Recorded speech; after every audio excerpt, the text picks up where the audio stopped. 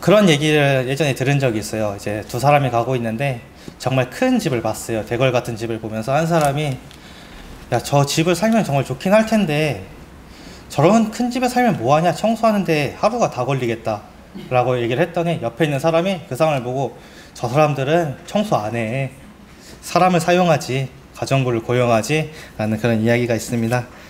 저희 이제 드라마를 보면은 저희랑 조금 먼 얘기를 드라마에 많이 사용을 하잖아요. 이제 재벌들의 이제 모습들을 이제 보게 됩니다.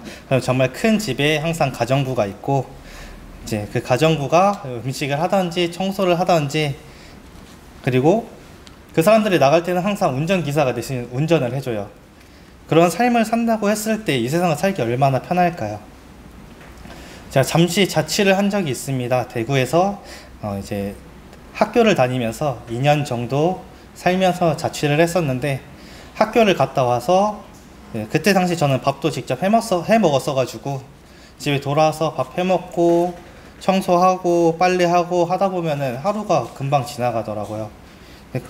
그렇게 지냈었는데, 이런 생각을 하면서 와, 진짜 누가 내 청소를 해주고 빨래를 해주고, 사실상 이제 집에서는 항상 받아왔던 거지만 이제 밖에 나가 살면서 그것이 얼마나 큰 편안함인지, 근데 그것을 정말 제가 돈을 주고 누군가 고용을 해서 이제 그런 걸 누릴 수 있다면은 세상 사는 게 얼마나 편할지 생각을 해봤습니다.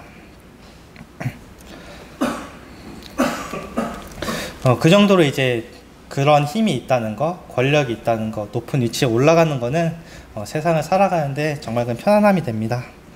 저번 달에 제가 얘기했던 것 중에 이제 진시황에 대한 이야기를 잠깐 했었습니다. 그 왕은 엄청난 권력과 힘이 있었어요. 그 중국이라는 커다란 땅을 통일을 했었기 때문에 엄청난 힘이 있었고요. 많은 사람들을 부릴 수 있었습니다. 말 몇 마디면은 그 사람은 이룰 수 없는 게 거의 없었습니다. 그 당시에 많은 것들을 말 몇 마디로 손에 넣을 수 있었고요. 지금도 뭐 문화유산으로 남아있는 여러 가지 굉장한 것들이 많죠. 아방궁이라든지 병마용이라든지, 그리고 만리장성이라든지, 정말 미스터리로 남을 남고 그 당시에 어떻게 이거를 만들었냐 하는 거를 지시를 한 게 진시 황제입니다. 그런 힘이 있을 때 많은 사람들을 부려가지고 대단한 것을 만들어냈어요. 그것이 권력이고 힘이었습니다. 누군가보다 높은 위치에 있다는 것은 이 세상에서 많은 즐거움을 주고 많은 편안한 삶을 살게 도와주죠. 꼭 예시를 든 것이 이제 좀 커다란 것들이 아니어도 사소한 것들에 있어서도 누군가를 저를 받쳐준다면 그거는 큰 편안함이 될 것입니다. 형과 저의 사이에서 형제라는 사이가 있어요. 어쨌건 형은 저보다 빨리 태어났고요. 저는 동생으로 이제 살아가다 보니까 제가 다른 거는 이제 요즘은 안 그러긴 한데, 다른 거는 이제 다 몰라도 하나 자신할 수 있는 거는 제가 형에게 라면을 정말 많이 끓여줬었습니다. 이게 너무 많이 얘기를 해가지고 형한테 한 소리 또 들을 것 같긴 한데, 근데 그 형은 그 당시에 귀찮아요. 나와서 이제 밥을 먹기도 귀찮은데 동생이 라면을 끓여줘요. 얼마나 편하겠어요. 누군가가 나를 보살펴 준다는 거, 돌봐준다는 거, 이런 것들이 사소한 것일지라도 저희 삶에 편안함을 줍니다. 그렇게 더 많은 사람들이 나를 받쳐주기로, 더 높은 자리에 와서 다른 많은 사람들이 나를 보좌하기를 원하는 것이 이 세상 살아가는 사람들의 모습 중 하나라고 생각을 합니다. 그렇다면 저희 그리스도인들은 저희가 바라보는 것이, 저희 원하는 것이 어디에 있어야 되는지 생각해 보셨습니까? 저희가 이 땅에서 살아가는 것에서 끝나나요? 저희는 우리의 주인 되신 하나님을 위해서 살아가는 사람들입니다. 이 땅에서 삶의 끝이 아니라 하나님의 나라에 들어가서 하나님 그 미래를 바라보며 살기 때문에 저희의 시선이 이 땅을 향해 있는 것이 아니라 하나님 나라에 향해 있어야 됩니다. 하나님 나라의 목적을 가지고 사는 그리스도인들은 어떠한 삶을 살아야 될까요? 오늘 저희가 같이 나눌 본문에서는 섬김에 대한 내용을 이야기해주고 있습니다. 같이 본문 말씀을 통해서 성경은 왜 우리에게 섬김에 대해 이야기를 하는지, 왜 그러한 삶을 저희들이 살아야 하는지 같이 나눠보는 시간을 가지도록 하겠습니다. 저희 본문 말씀 같이 읽겠습니다. 마가복음 10장 32절에서 45절입니다.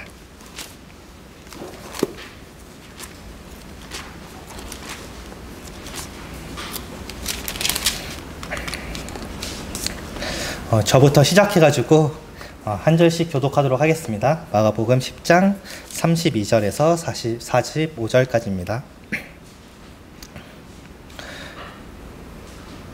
예루살렘으로 올라가는 길에 예수께서 그들 앞에 서서 가시는데 그들이 놀라고 따르는 자들은 두려워하더라.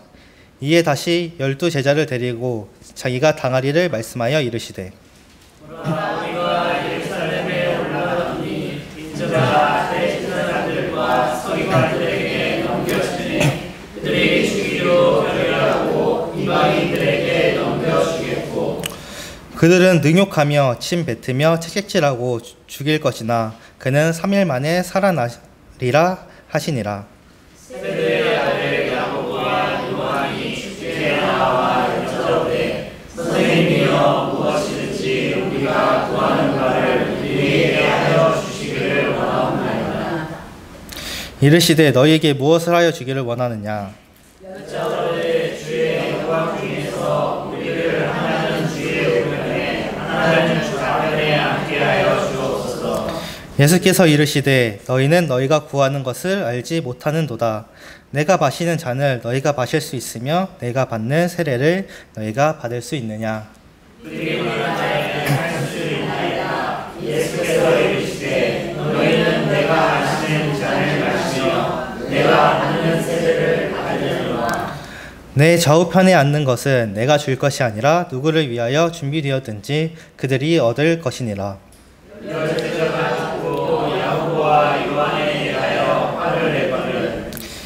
예수께서 불러다가 이르시되 이방인의 집권자들이 그들을 임의로 주관하고 그 고관들이 그들에게 권세 부리는 줄을 너희가 알거니와 너희 중에는 그렇지 않으니 너희 중에 누구든지 크고자 하는 자는 너희를 섬기는 자가 되고 너희 중에 누구든지 으뜸이 되고자 하는 자는 모든 사람의 종이 되어라 하리라.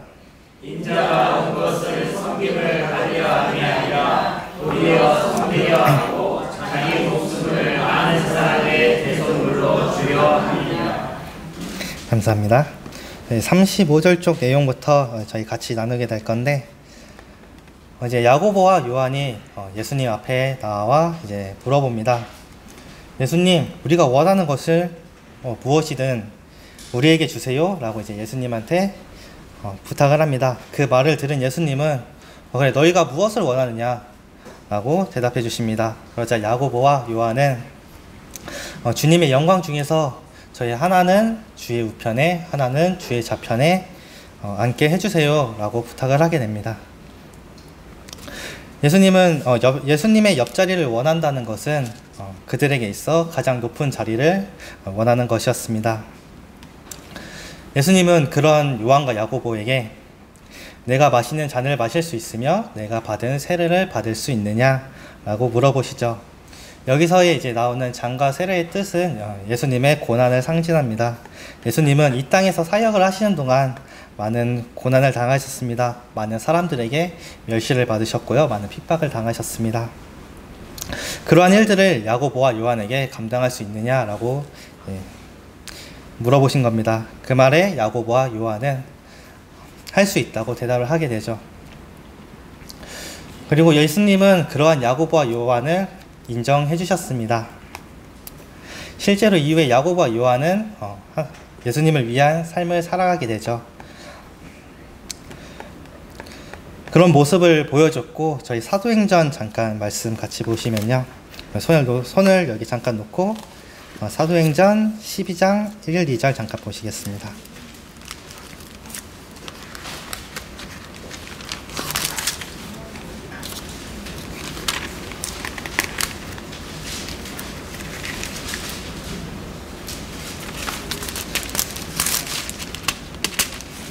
그때 헤롯 왕이 손을 들어 교회 중에서 몇 사람을 해하려 하니 요한의 형제 야고보를 칼로 죽이니. 실제로 야고보는 순교를 당하게 됐습니다. 그 수많은 고난을 당했고요. 그것을 감내하는 삶을 야고보와 요한은 예수님이 인정하신 것처럼 나중에 살게 됩니다. 예수님은 그들이 그런 일들을 이룰 것임을 인정하셨고 알고 계셨지만 하지만 그럼에도 예수님은 그들의 부탁을 들어줄 수 없었습니다. 저희 본문 말씀 돌아와서 40절 잠깐 보시면 내 좌우편에 앉는 것은 내가 줄 것이 아니라 누구를 위하여 준비되었든지 그들이 얻을 것이니라. 그 자리를 주는 것은 예수님이 주는 것이 아니었습니다. 오직 하나님이 정하는 일이었습니다. 말씀대로 하나님은 그 자리에 앉기에 합당하신 자를 그 자리에 앉혀주실 거고요. 그 자리는 누군가 원한다고 줄 수 있는 자리가 아니기 때문에 예수님은 그들의 부탁을 들어줄 수 없다고 말씀해 주셨습니다. 그럼 예수님 앞에 나와서 높은 자리를 달라고 얘기를 했던 야고보와 요한의 모습을 보면서 남은 10명의 제자도 그들의 모습을 보고 분노하게 됩니다. 그들의 모습을 보고 화를 내게 되는데 이 모습들은 그들도 마음속에 동일한 마음들을 갖고 있었다는 거예요. 그 주님의 좌우편에 앉기를 원하는, 그들보다 더 높은 자리에 앉기 원하는 모습을 그들도 가지고 있었습니다. 그렇기 때문에 그 자리를 요구하는 야고보와 요한에게 화를 내는 모습을 보여줬습니다. 예수님은 이제 그런 제자들을 이제 모아다가 얘기를 해주십니다.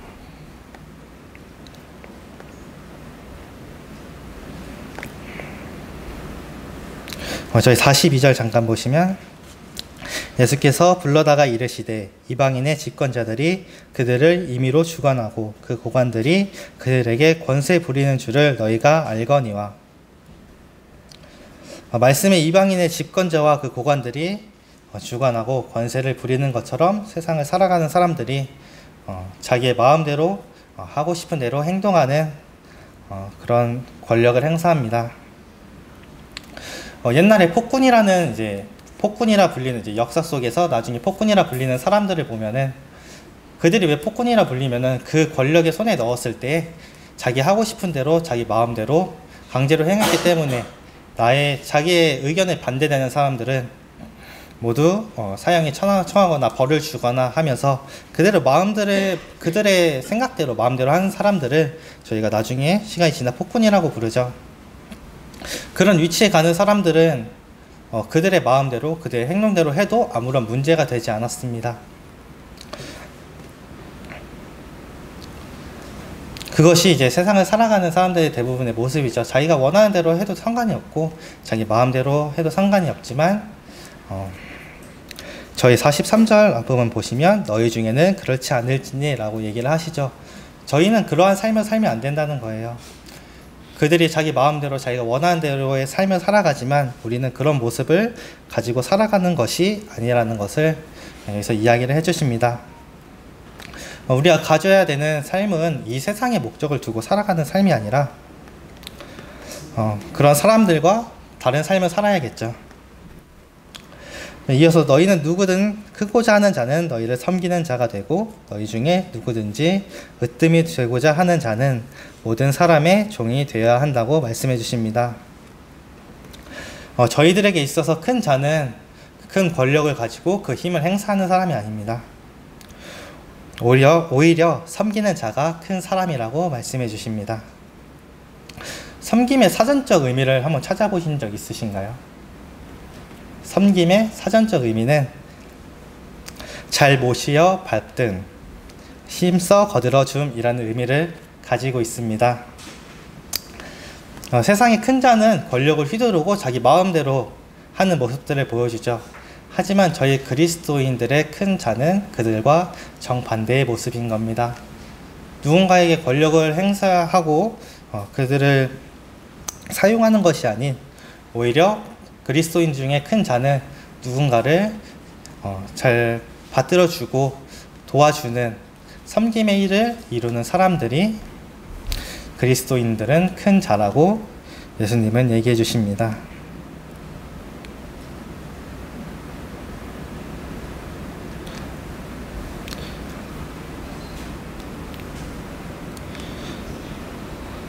세상 사람들은 높은 위치에 올라가서 사람들을 부리는 자가 큰 사람이라고 하지만 그 이후의 말씀처럼 으뜸이 되는 자는 모든 사람의 종이 된다고 이야기를 해주시죠. 종이란 위치는 가장 낮은 위치예요. 이제 저희 한국의 정서로 조선시대로 보면 천민이죠. 가장 낮은 위치에서 그들의 한 사람의 주인을 섬기며 살아가는 사람이 종입니다. 하지만 저희는 어떤 사람의 종이 되어야 하냐고 나와 있죠. 모든 사람의 종이 되는 삶을 살아야 된다고 합니다. 그 사람이 정말 종의 모습이 아니라 그런 사람들이 저희 중에 으뜸이 되는 삶이라고 이야기를 해주십니다.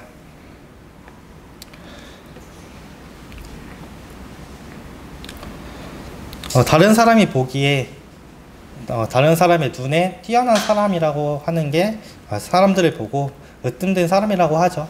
이 세상 속에서는 저 사람들이 뭔가 되게 잘해요. 한 분야에서 최고를 뛰고 있어요. 저 사람 정말 우리 중에 으뜸이다 이렇게 얘기를 해주고 있죠.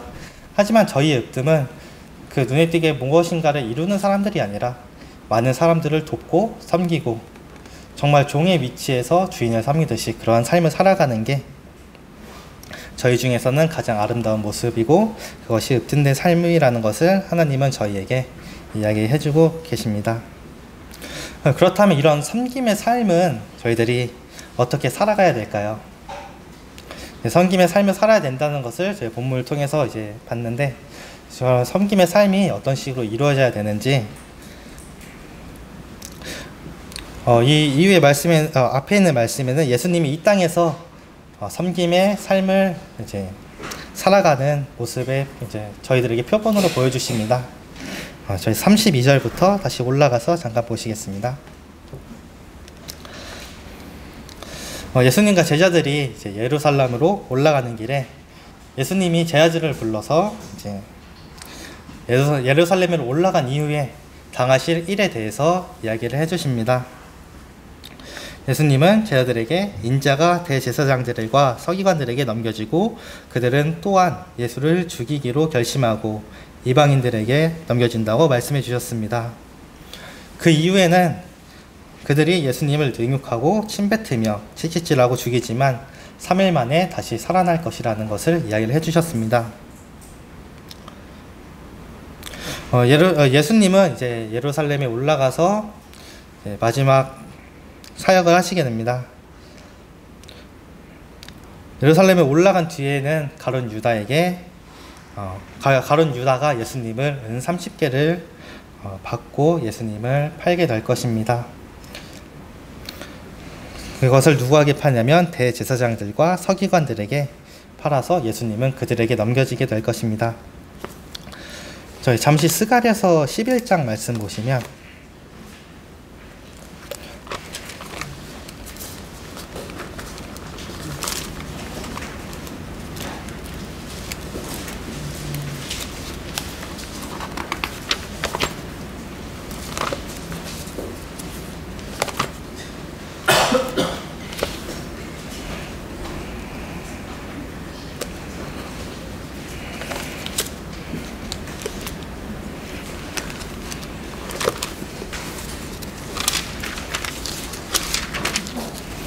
저희 스가랴서 11장 11절 12절에 보시면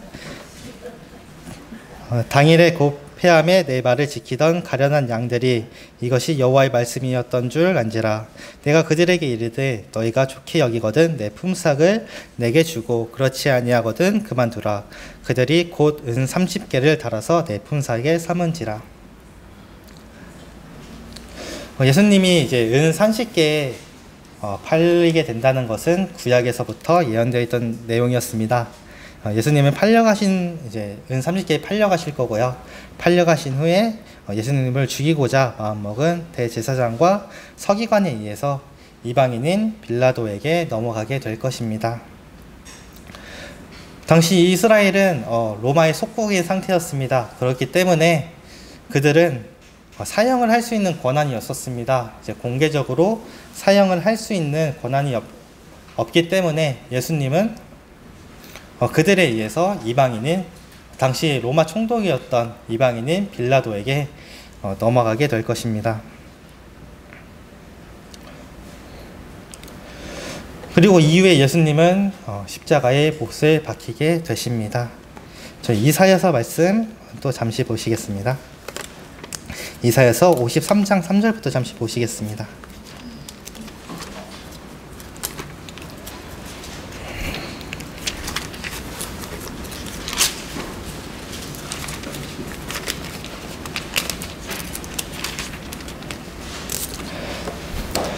그는 멸시를 받아 사람들에게 버림받았으며 강고를 많이 겪었으며 질고를 아는 자라. 마치 사람들이 그에게서 얼굴을 가리는 것 같이 멸시를 당하였고 우리도 그를 귀히 여기지 아니하였도다. 그는 실로 우리의 질고를 지고 우리의 슬픔을 당하였거늘 우리는 생각하기를 그는 징벌을 받아 하나님께 맞으며 고난을 당한다 하였노라. 그가 찔림은 우리의 허물 때문이요 그가 상함은 우리의 죄악 때문이라. 그가 징계를 받음으로 우리는 평화를 누리고 그가 채찍에 맞음으로 우리는 나음을 받았도다. 우리는 다 양 같아서 그를 행하는 각기 제 길로 갔거늘 여호와께서는 우리 모두의 죄악을 그에게 담당시키셨도다. 이제 이사야서에서 나오는 이 말씀은 예수님의 고난을 예언하는 내용입니다. 구약에서부터 해가지고 예수님이 이 땅에서 당할 것을 쭉 예언을 해주셨고요. 오늘 말씀에서는 예수님은 이 사실을 알고 계셨어요. 예수님이 어떠한 일들을 당하실지 알고 계셨고요. 그 사실에 대해서 이제 제자들한테 이야기를 해주십니다.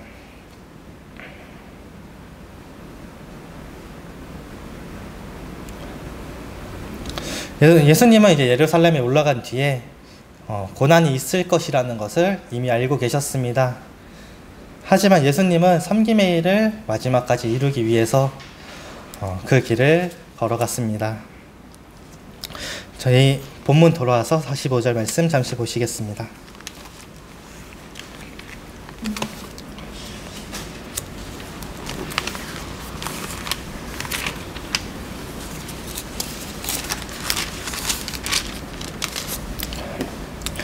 인자가 온 것은 섬김을 받으려 함이 아니라 도리어 섬기려 하고 자기 목숨을 많은 사람의 대속물로 주려 함이니라. 예수님이 이 땅에 오신 것은 섬김을 받으려 오신 것이 아닙니다. 예수님의 위치는 하나님의 아들이시죠. 가장 높은 자리에 있었습니다. 하지만 그 예수님은 이 땅에서 하나님의 피조물인 저희에게 섬김을 받으려고 오신 것이 아니라 그런 저희들을 섬기러 오셨습니다. 계속 구약에서부터 예언되었던 내용을 이뤄주기 위해 오셨습니다. 예수님이 이 땅에 오신 것은 저희의 죄악을 해결해 주시려고 저희를 대신해서 대속물로 십자가에 못 박혀 대속물로 주기 위해서 저희의 구원의 길을 열어주시기 위해 이 땅에 오셨습니다. 그리고 정말로 이후에는 오늘 나누는 본문 이후에는 정말 십자가에 못 박혀서 돌아가시고 3일 만에 부활하는 모습을 보여주실 겁니다. 예수님은 이 땅에 오셔서 한 일은 오로지 섬김이었습니다. 자신을 높이기 위해서가 아닌 사람들을 섬기기 위해서 오셨고요. 예수님이 오셨을 때에는 또 가장 낮은 모습으로 오셨습니다. 예수님은 마구간에서 태어나셨고요. 가장 낮은 자의 모습으로 오셔서 모든 사람들을 섬기고 사역의 일을 이루시면서도 병든 사람을 고치시고 귀신 들린 자를 쫓아내 주시고 마지막으로는 저희를 위해서 십자가에 못 박혀서 돌아가신 것이 저희의 죄를 대속하기 위해서 그런 사역의 일을 하셨고 오로지 그것은 저희를 섬기기 위해서 하신 일이었습니다.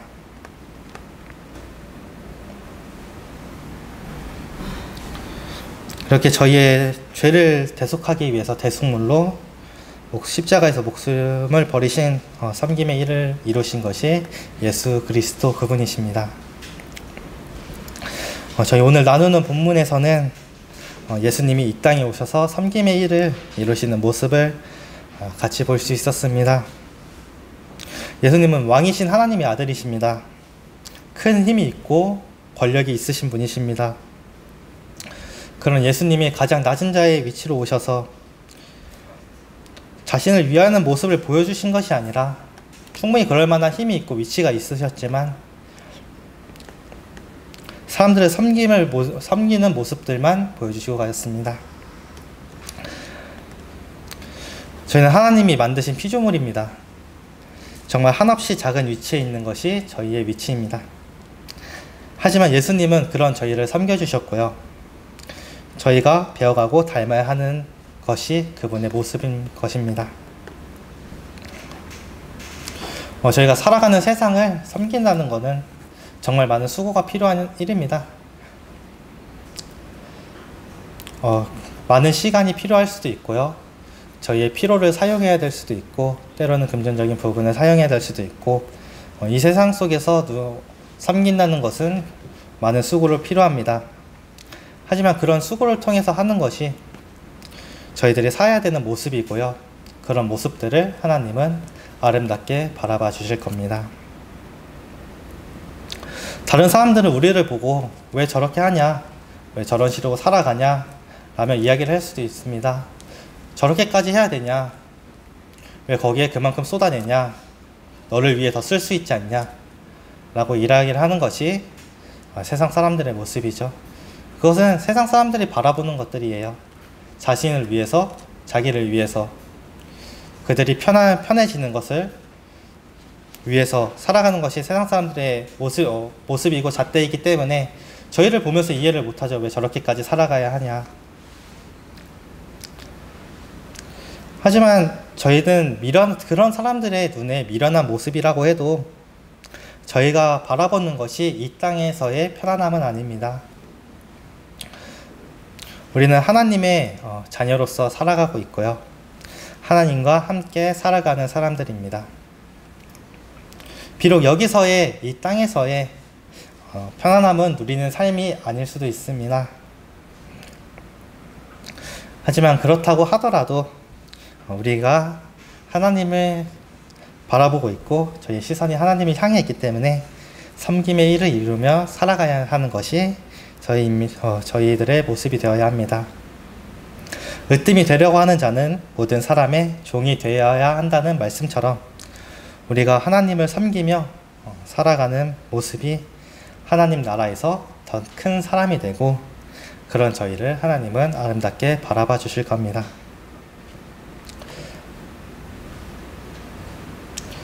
저희가 바라봐야 될 것은 세상이 아닌 저희의 주인 되신, 저희를 구원하여 주신, 저희를 먼저 섬겨주신 하나님과 예수 그리스도를 바라보며 항상 섬김의 일을 이루는 성남 북부교회가 되기를 소망합니다. 이제 마지막으로 적용에 대한 부분 잠깐 보고 마치도록 하겠습니다.